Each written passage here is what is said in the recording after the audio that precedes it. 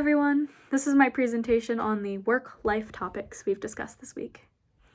As was noted in the Canvas modules, a prototype is essentially the perfect person in the workplace.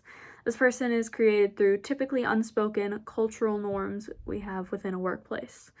They are the ideal worker with traits other workers should aspire to have.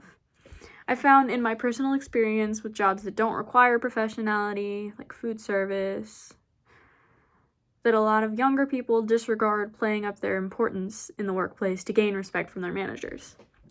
In some of these workplaces, the scale for a prototype worker is set a lot lower, making it easier for those who want to move up and put in the effort to display prototype traits.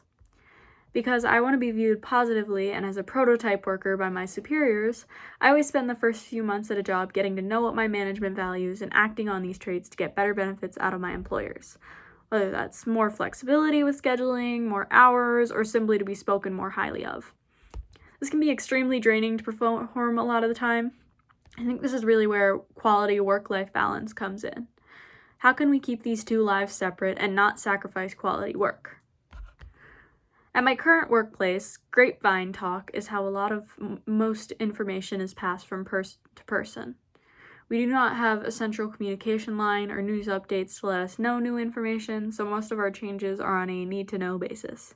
This means that when our manager lets us know something different is happening, or the plan for the rest of the day, the only way that can be communicated is through the verbal spread of information. When this happens, people's opinions are added to the mix, and with it, a slew of information about what the workers think about the policies being implemented. This would be known as policying.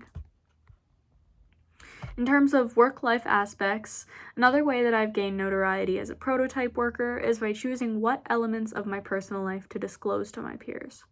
I will avoid elements of my personal life that may cause others to hold negative opinions about me and showcase moments that are in line with the values of the workplace.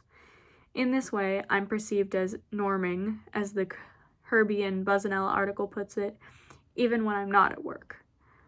This idea is that my coworkers will see me being a prototype follows me into my home life as well. For example, I try not to discuss interpersonal conflicts in my relationships at work because I want to be viewed as someone who is an excellent communicator, a value that is part of the prototype person at my workplace. So this water cooler talk becomes very important to the roles being played within the workplace, and actually reflects the way that others will perceive you within an organization. The way I see it, I get to paint the picture of what others see, and I want to paint a good one. I want to paint one that is involved with what the workers value and what the company values.